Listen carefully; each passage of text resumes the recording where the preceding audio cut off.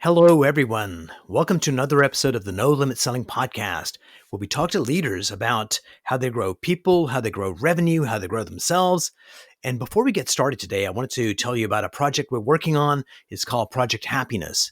And Project Happiness is all about this is my mission, how to make the world a happier place. And one of the ways we're doing that is collecting videos from people. And basically, what they do is say, hi, my name's Bob, and what makes me happy is, and just the other day I was talking to someone and they submitted a video in and it was like, hi, my name's Barry, and what makes me happy is hearing the laughter of my grandkids. And the way he said it, his body language, it just makes you smile. And that's what we want to do, is to share these videos with the world. So please send them in to us.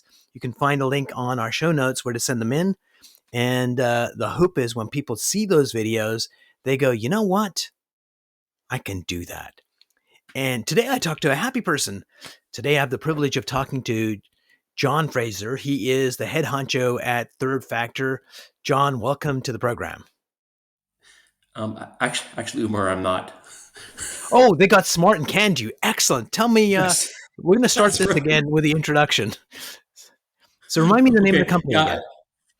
I'm not a head honcho anymore. I am a coach with Mento.co, and I was the VP of Sales at Third Factor up until That's recently. right.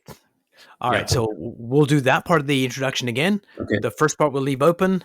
Yep. Today, I have the privilege of having John Fraser with me. He is a coach that helps people become awesomer. John, welcome to the program. Thank you, Umar. Hope you're doing well today. Doing excellent. So happy to be talking because ultimately, at the end of the day, what really counts is us reaching our potential, whatever that is. And one of the ways to measure that is happiness. But so few of us actually reach that level. And one of the ways to do that is to get a coach that helps us see our blind spots. Because if you could see what was really going on, we can go, oh my God, this is going on. I've got a chance of fixing it. And if I got a coach, I get to see it and also someone to help me fix it. So, John, as we get started, give me your best definition of coaching. What is coaching? Coaching is really helping people to achieve their best performance, and doing a lot of what you just said, helping them to really identify what it is that they're trying to work on, understand where they're starting from, help them get over some of the challenges, the mindset challenges. And I know we had a great Yes. conversation about that recently, and how to deal with pressure, and take pressure and turn it into high performance. So let's talk about that.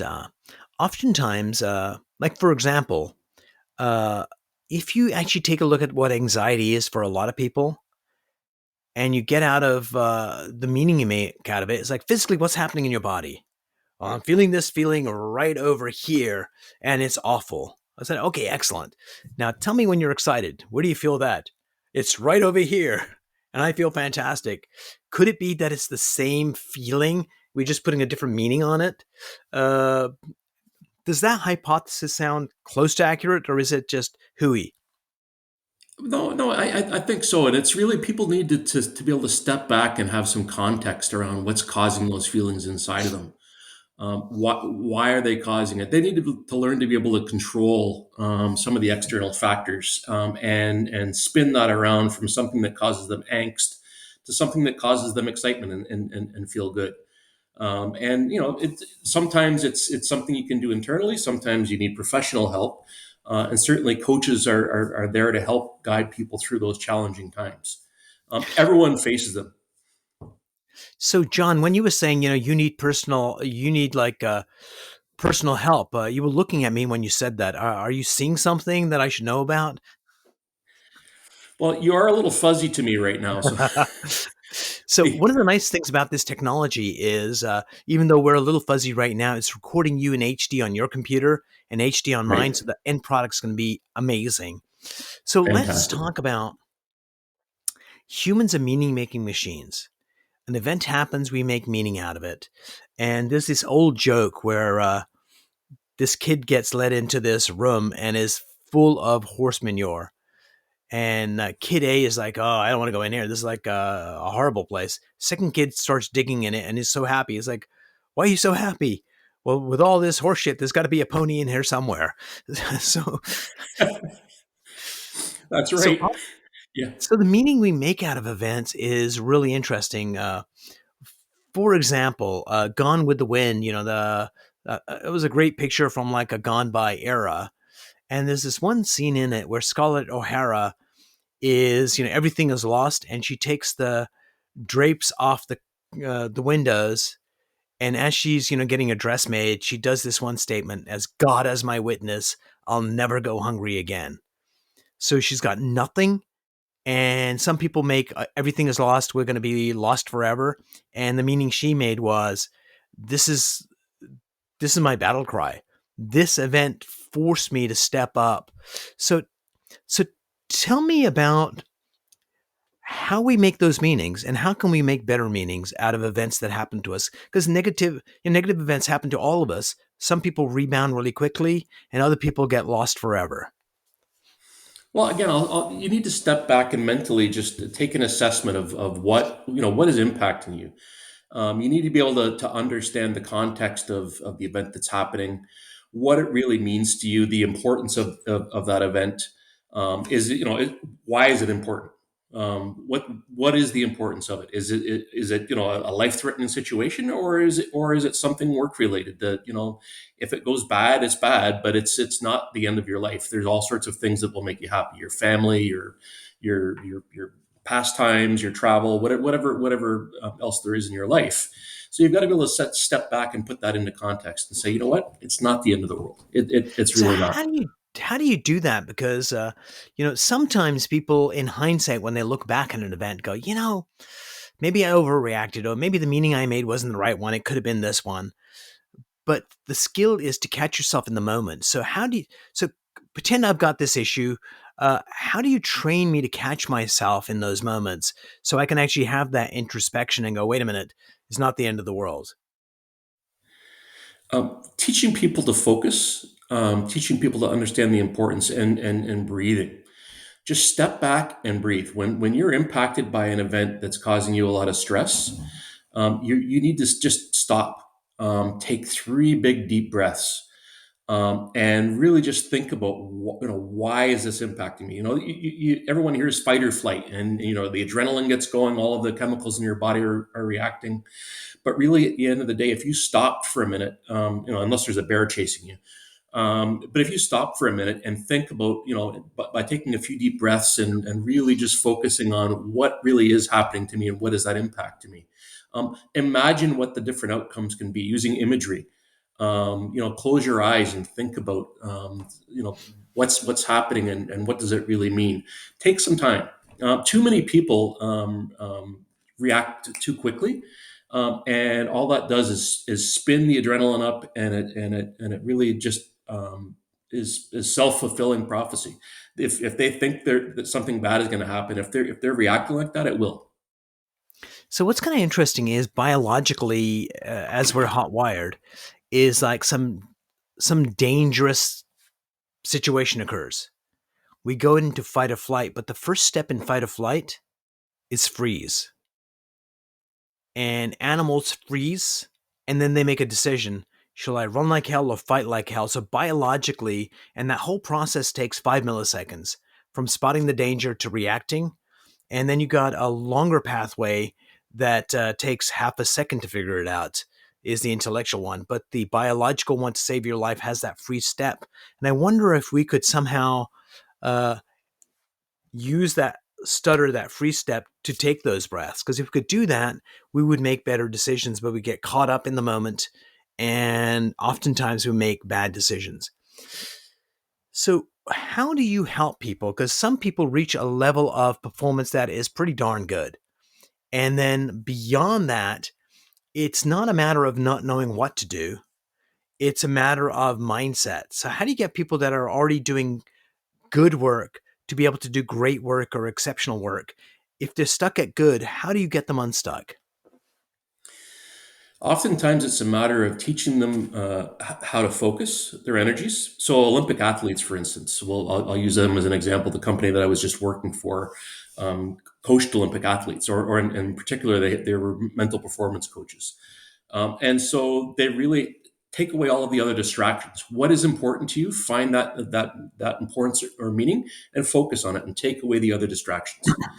That's a real big one. And then again, leverage and harness the pressure. The pressure can be a good thing if it's leveraged effectively. You don't. It doesn't need to necessarily be something bad.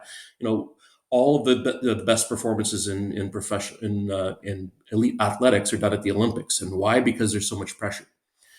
And I lift that. I give total kudos and credit to Dane Jensen, the CEO of Third Factor, who I worked with. He's a brilliant guy and wrote a great book on pressure called The Power of Pressure, and has a lot of great things to say about that. So, and it's true, and we've seen it over and over again. And I've talked to high performers, and the true high performers are the ones that are able to focus and understand how to use pressure to their advantage.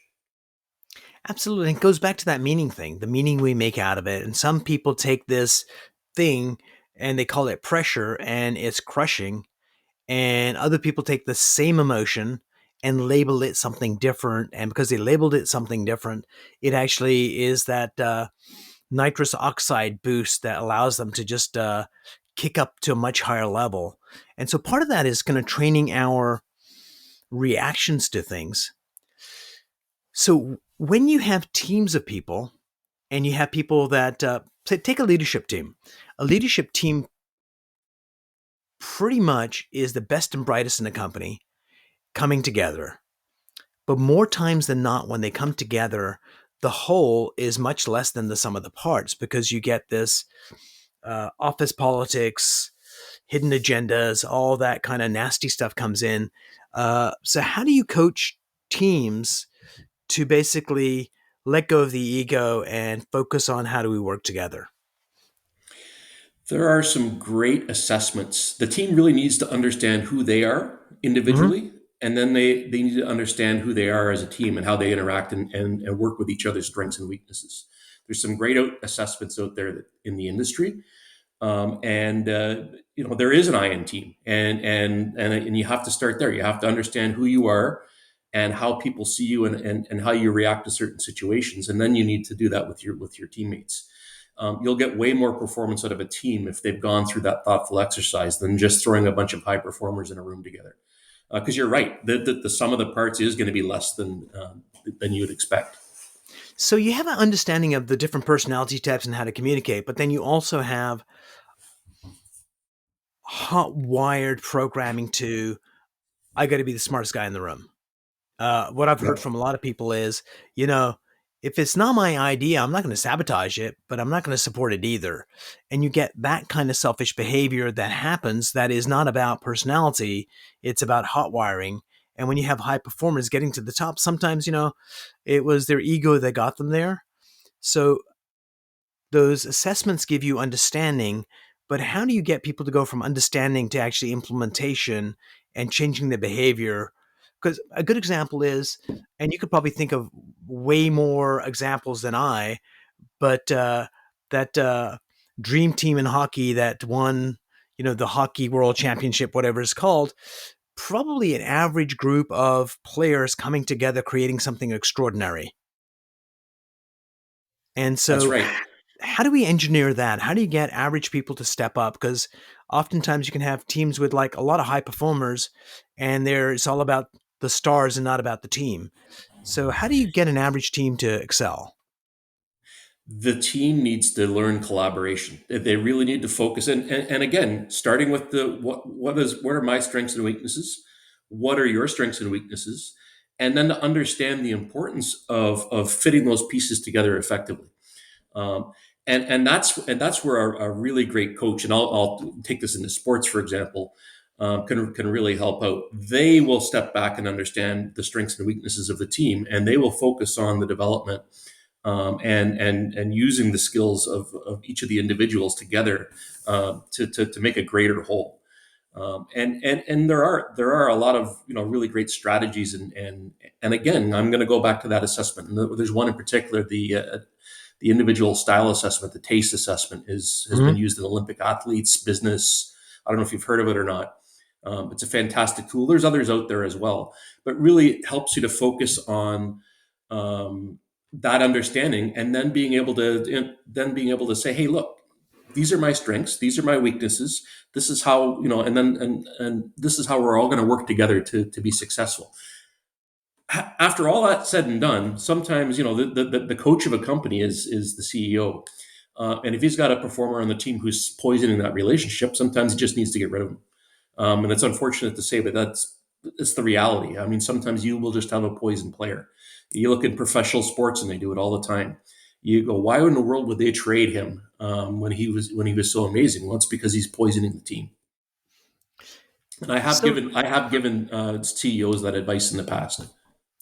so that's some. So, looking at that scenario, the reality of the situation, at least from my point of view, is that the CEO, the leader, makes that decision, but everybody else in the team knew that the decision should have been made 6 months ago. But the CEO holds off, and there's reasons for that that are more psychological. So, why do you think CEOs hold off? They know what to do, but they don't want to do that particular thing till it's absolutely necessary to the detriment of the team. No one likes to be the bad guy. Well, Yep. some people do, and there's sociopaths, but most people don't like to be the bad guy.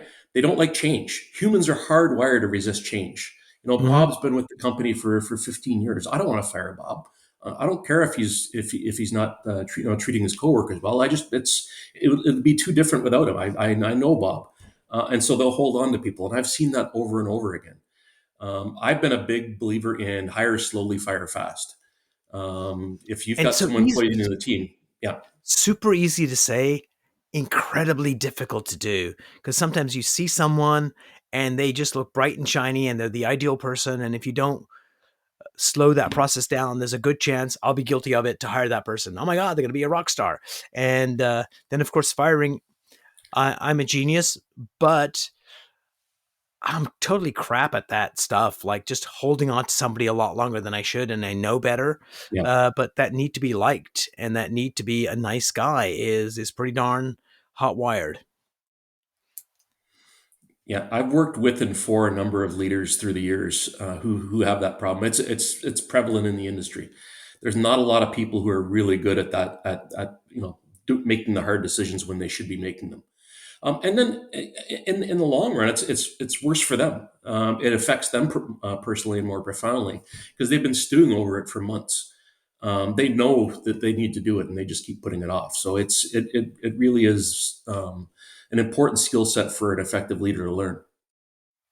Brilliant. So if you were building a sales team from the ground up, uh, what does that look like? So let's say I'm gonna pick an industry. Let's say it's going to be selling SAP software, some kind of solution. Let's say it's a solution for sales enablement. So your target's going to be a Right. VP of sales or a chief revenue officer. How do you build a sales team to go make that happen? What does that look like? I, I prefer to start with raw talent Mhm. and build them up accordingly. So I look for potential and rather than capability. I look for people with the right mindsets, the people who are genuinely eager to learn, who have the right type of personality, and I like to train them from the bottom up. You can't always do that. So then, in some cases, you have to go out and find that star or a higher performer with some experience. But I find I've been far more successful in the past in building them and training them from the ground up. Um, because a lot of times high performers bring baggage from previous organizations. There's a reason why they're looking somewhere else. And it's they've burnt themselves out, either burnt themselves out or burnt out their relationships at the company. Um, I'd rather find someone who I knew could collaborate with the rest of my team and build that dream team from the start, making sure that everyone is capable of working together. Uh, because selling large enterprise software, which I've done in the past, is complicated. You need a strong sales engineer. You need strong after sales support. You need folks in marketing. You need a team that you can really rely on each other. And it's not an individual sport. So being able to build that from the ground up is really important. I've come into organizations where I have inherited a sales team, and I've stepped back and really, got to know each of the individuals, and you can tell fairly early on whether there's potential there or not. The last company I was at, I inherited a salesperson who was struggling, but after a couple of conversations, I saw real potential, Hmm. and I knew that all she needed was some coaching and guidance, and more importantly, my confidence and recognition. And sure enough, within 6 months, she was just hitting it out of the park. Um, I've been So, on the flip side, yeah, where that doesn't happen. so let's kind of go back to what you said because that really interests me. Part of the job of a leader is because you talked about, she kind of used your confidence to help her. Is that part of the job of the leader is literally letting your charges borrow your confidence to go on a journey with you? And leaders that can do that get the best performance out of their people because they may not have the confidence in it, but they got the confidence in you. And if you've got a strong enough relationship, they'll start executing and start seeing results. And all of a sudden, they start getting their own confidence. Uh, and that's like a magical thing. Absolutely. And I try to teach people that there's wrong isn't wrong forever. It's good to make mistakes. You're going to learn from mistakes, and sure, it may be painful in the short term, but you're never going to be successful unless you try. And to build that confidence up. And I've worked closely with a lot of young salespeople, and taught them the skills they need. It's funny. The one skill in particular that I find most salespeople need to build up is the art of listening. What was that? Um, the art of listening. That was joke. I'm sorry. Yes, I could not Oh, help sorry. going there. Uh, so no, that's totally brilliant because I think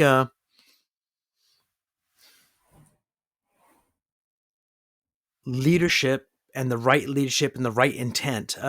You were talking about, learning from failures, and I think one of the things we need to teach our salespeople and our charges is very much you need to be a scientist because when things fail, either they'll blame other people or they'll blame themselves. And I think what they need to do is detach and go, okay, if I was a scientist looking at this, what really happened? And sometimes if you can't figure out, you've got your VP of sales with you looking at it and then you go, oh, okay, this is the step where it went wrong and here's why it went wrong and it could have been my fault or not. But when you come at it from a scientist point of view, there is no agenda. That's how you get better faster. Absolutely. And people need to learn to not be afraid to have those frank discussions when something goes wrong. They need to understand that you're there to use that as an opportunity for the whole team to get better. They may have made a mistake, but maybe there was an area where they recognize that they're not the strongest, and you put them back into a similar situation. They're going to need some support in one area or the other. Maybe they'll never be good at X or Y. And so let's put together a team that's going to make them successful. It works. It absolutely works. The flip side of that is you'll get leaders who are bullies and who just it's all about them. You made me look bad. We're not going to make our number. And that is not going to make a successful sales team. It's just not. No, not at all. So John, what makes you happy? Helping other people, um, life in general. I mean, I love my family. I love traveling. You and I talked. I'm sitting here right now in the south of France. I took a little bit of a leap from the COVID world and decided to buy a place in France with my wife. So we're here sitting in France right now, enjoying the beautiful weather. And well, it's nighttime here right now, but um, enjoying the beautiful weather and just life, enjoying life. That makes me happy.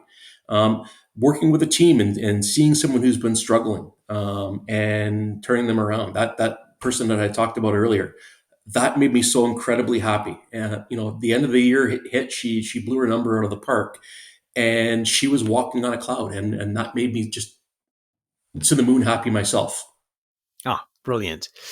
So, John, what's one tip you would give our viewers and listeners that would allow them to be better, stronger, faster. So, what's that one mind hack you'd like to share with our audience? Breathe and take a pause. Now that was my turn. Um, pause and breathe. Too many people try to do things too fast. The art of the pause, believe it or not, is huge. Everyone is thinking a million miles ahead of the conversation. They need to learn to just stop and pause and reflect before they open their mouth, before they and listen at the same time as they're pausing. Too many people try to go too fast. They think they have the solution, and they'll talk them. I've seen so many salespeople talk themselves out of a sale. Yep. The customer has said yes 5 times, and by the end of the meeting, they've said no because the salesperson won't stop talking. Brilliant. John, thank you so much for coming on the program. 25 minutes went like that. My pleasure. It was great meeting you. Thanks.